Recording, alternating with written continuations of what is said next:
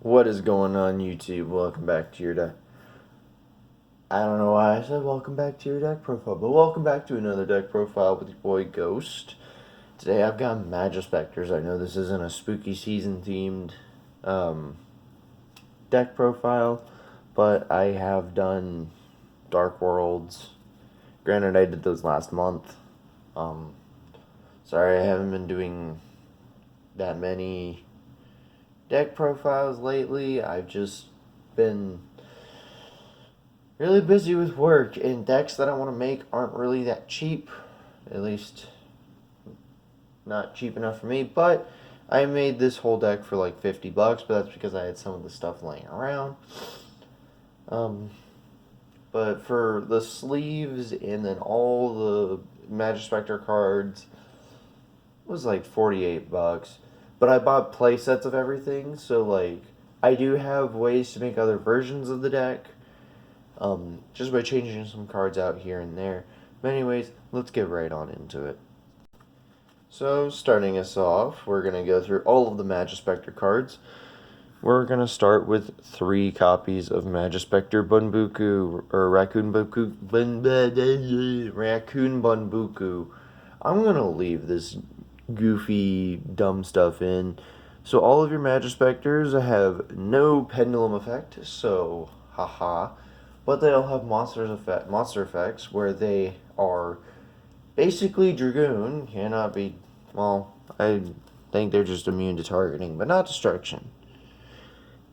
Oh no, yeah, no, they're Dragoon. They cannot, well, yeah, they can't be targeted or destroyed by your opponent's card effects. So boom. Next, all of them have individual effects that they get when they're normal or special. And Bunbuku's effect is to search for a Majespecter monster, which is pretty nice. It is also a level 3 spellcaster. Typically, you do run some rank 3s, but I'm not really running any rank 3s or anything because my deck isn't centered around the level 3s. It's mainly centered around the level 4s. Oh, actually, yeah, it is centered around the level 4s. Because the first level 4 we have is 3 copies of Majespecter Toad Ogama. And Ogama is probably the best monster in the deck. Because whenever he is a normal or special summon, he sets a Majespecter spell or trap directly from your deck to your side of the field, which is actually pretty neat. And then I'm playing 1 QB and 1 Yada. QB searches your traps, Yada searches your spells. Let me fix this real fast. Sorry if I sound a bit sniffly and stuff. My allergies have been acting up lately. So yeah. And that's all I'm running for the Majespecter monsters. Nekomata, in my opinion, is a bit too slow, and then running any more than one of each of these two is a bit bricky. So, yeah. And then for the Majespecter spells, I am running 2 Majespecter Cyclone, which all of the spells and traps have the effect that you have to tribute a wind spellcaster. And then you get their effect, and Cyclones is to target and destroy 1 monster your opponent controls. So, the reason why I'm running this at 2 is 1, because it's a quick play spell, and 2, because it targets. I would run it at 3 if it didn't target, and it also destroys, which a lot of stuff floats whenever it's destroyed and sent to the graveyard, or just sent to the graveyard. So, there's another card in here that we run that's a little bit better. Next, I am running 2 copies of Majesty's Pegasus. This card lets you shuffle through all of your monsters in the deck pretty easily, because it has the effect that once per turn you contribute a Majespecter you control to then special summon a Majespecter from the deck with, I believe, a different name. And then all your Majespecters get an attack boost on the field.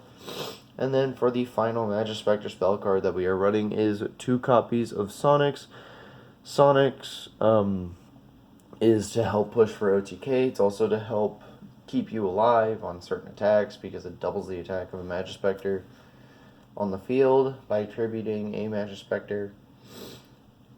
And yeah, it's pretty solid. It's a very solid card. I'm going to move these over just a little bit so I can have a little bit more room. Oh boy, I just messed everything up. Yeah, that is the Majespecter spells. Now we're going to move into the Majespecter trap cards. Oh my god, I'm so sorry I'm sniffling so much. And that doesn't look very nice on your eyeballs. I can't really do much about that right now, so I'm going to try and get through these next couple of cards fairly quickly. Next up, for the first Majespecter trap, we're running 3 copies of Majespecter Tornado. This is basically better Cyclone. It banishes instead of destroys. Same, but it does target, which is not very fun. Then we're running 2 copies of Tempest, which is the counter trap. It's an Omni Negate by attributing a wind spellcaster you control. Pretty solid. And then we are playing 1 copy of Majespecter Supercell. This shuffles back your spells and traps, which is why a lot of them are 2-ofs. But you're probably going to set this off Ogama. It can also shuffle your monsters back into the deck, and it draws you a single card. Being a trap card, that's not too bad. And then it also prevents your opponent from responding to your Majespecter's stuff while you have one in your scale. So Supercell is pretty strong. I'm pretty sure it would be a little bit better if it was a continuous spell and not a continuous trap. But we have to think about the time period that these were all made. And that is it for the Majespecter cards in the deck. Now let's get into the other things in the deck that I decided to play. And that is 3 copies of Noble Dragon Magician. This is literally the best tuner in the deck. Because it's not your only tuner, but it is the best one in the deck. And its only effect that you really need to know is that if everything else that you use is not an Odd Eyes monster, it goes to the bottom of your deck. Next, I am playing 2 copies of Dragon Pit Magician. You can play any of the Pendulum Magicians, really. You could play Harmonizing and other things like that, but I'm playing Dragon Pit because it's what I have on me. I don't have any of the other Pen Magician stuff on me, and I didn't really plan on playing it, but then I was like, okay, this gives me better high and low scales, so let's do it. The only thing you really need to know is that I believe it makes you discard. Yeah, if you have another Magician card in your other Pendulum Zone, discard a Pendulum monster, and then you get to destroy a spell or trap card. Then we're playing 2 Dragon Pulse Magician to complement our 2 Dragon Pit. This one has the same effect as Dragon Pit, but to destroys monsters. And then we're playing the 1 Oath Dragon, simply because it's searchable in the deck, and Oath Dragon is very synergistic with the deck. He is a wind spellcaster monster, so you can tribute him for stuff, and then his scale effect isn't awful. And then for the last Pendulum Magician card that we are playing, it is 2 copies of Pendulum Call. That is the entire Pendulum Magician package I am playing. You can literally change it all up and run like Purple Poison, Black Fang, whatever, but that's what I'm deciding to run for simplicity's sake.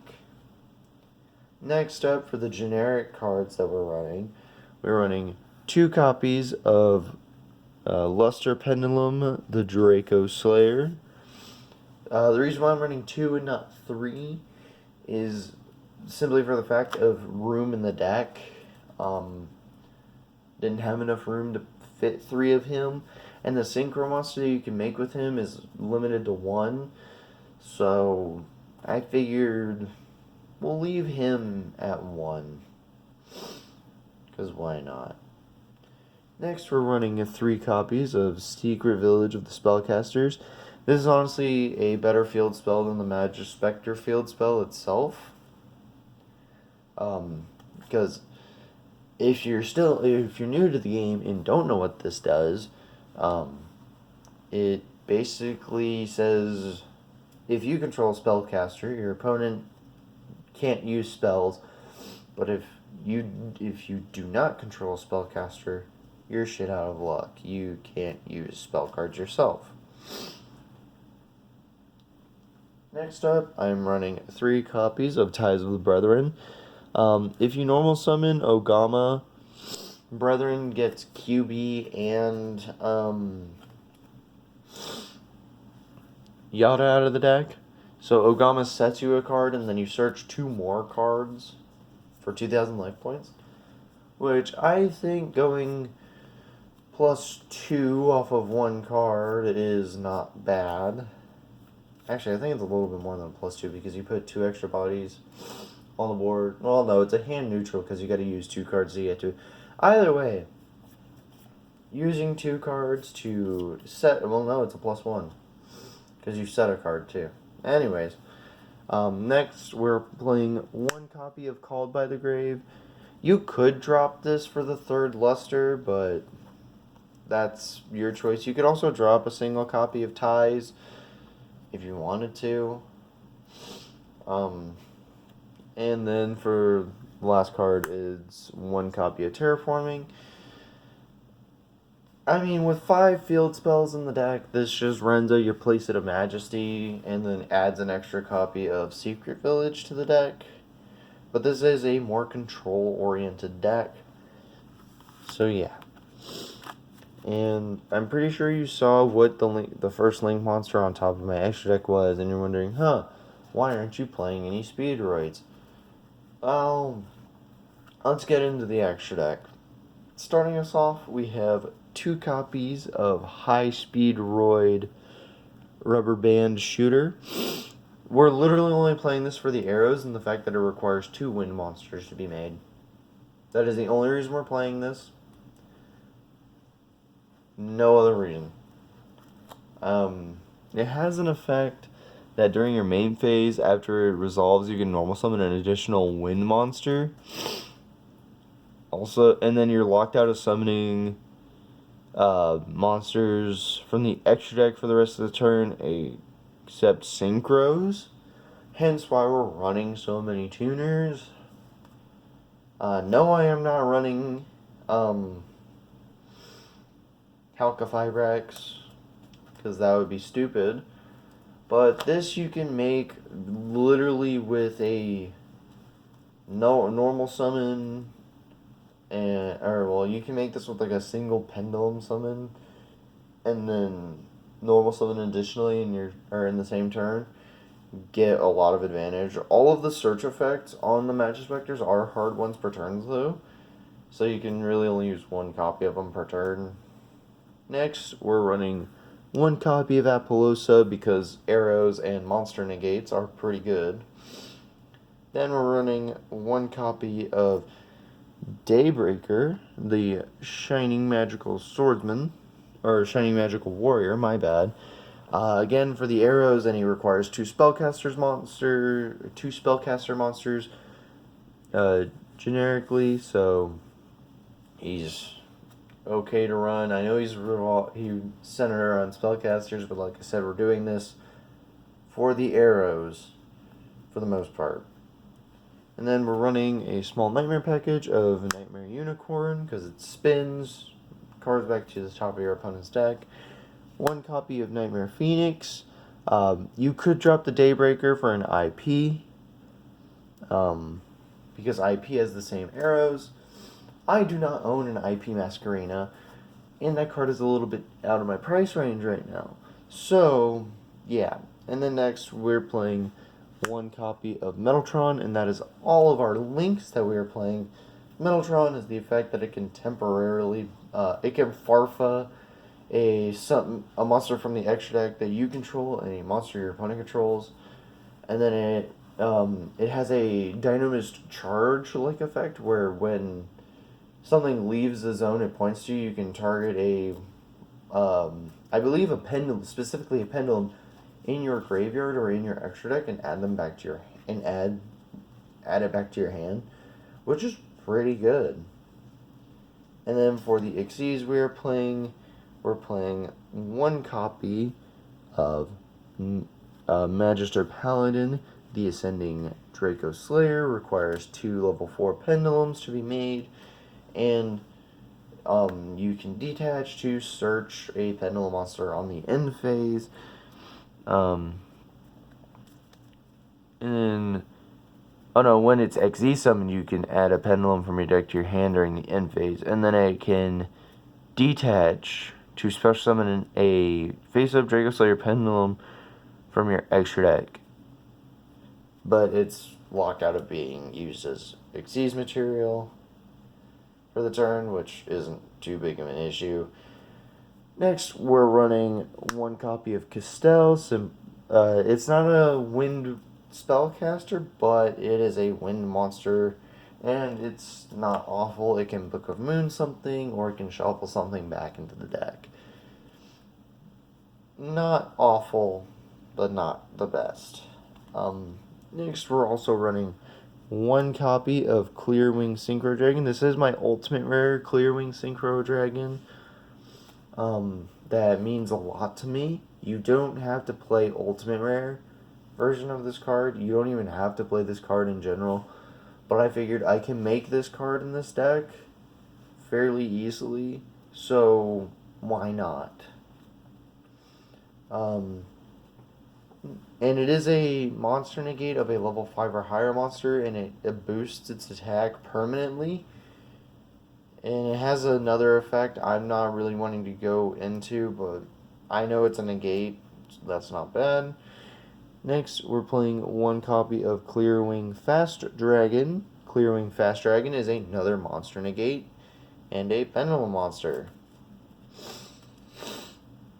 Next, we are playing one copy of Black Rose Dragon. A lot of level 7 synchros, because I'm pretty sure you know what I'm mainly wanting to use as my tuner, because it's a 3 of in the deck. Black Rose Dragon just nukes the board. It's a okay reset button. If your opponent is Dragoon, it's not really that good, and I wouldn't make it, but it's not awful. Next, we're playing one copy of Odd Eyes Meteor Burst Dragon, because it can technically land you additional searches by special summoning a Majespecter from the Pendulum Zone on Synchro Summon, which is pretty solid. And then we're playing one Ignister, or the, what is it? Ignister Prominence, the Blasting Draco Slayer, which has a non-targeting removal. Yeah, it's non-targeting, non-destruction removal, and then you can special summon a Draco Slayer from the deck in defense position, but it's locked out of being used as synchro material. But this card is just really solid. It's an out to Dragoon, so yeah. And then for the last card in the extra deck, we are playing the one Dynaster Power, the Mighty Draco Slayer. He is a contact fusion, which is why we're not running any fusion spells. And then, let's see. Pendulum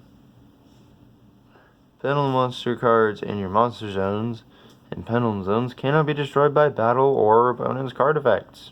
And then once per turn, you can summon a Draco Slayer from your hand or graveyard, but it's locked out of being used as fusion material. So technically, the way you want to sequence this is Ignister, summon from deck, can't be used as synchro material. Summon, or Xyz summon for Majespecter. Detach your guy, and then fusion summon using either one of these, probably the Xyz monster, and then you fusion summon this guy and then summon back. And that is that is the entire extra deck, guys. I'm gonna be honest, I haven't had the time to play test the deck, so I don't know how good it is at what it's supposed to do. But you guys will let me know. Hopefully, if you build this deck and play it on your own. I do plan on playing the deck because I've been very intrigued with the deck. And I just really wanted to make this deck for a long time. I wanted to make this back when it was like top tier meta deck. But obviously it was too expensive back then. And their boss monster Kieran is still banned.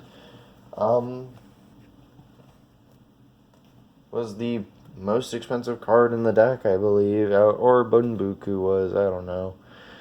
But anyways, I hope you guys did enjoy this deck profile. If you did, please be sure to leave a comment down below. I am going to be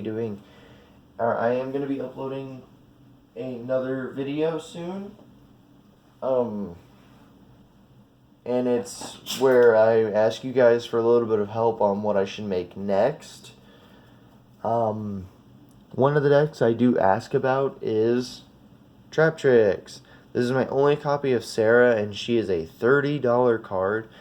So, yeah. I don't really think I can make a Trap Tricks deck because I would run Sarah as a 3 of, and that means I'm spending $60 on 2 cards. So yeah, the other decks, however, are a little bit cheaper and a little bit more, on the low end. So keep an eye out for that video, and I will see you guys in the next video. Hopefully it won't be a month away. Peace.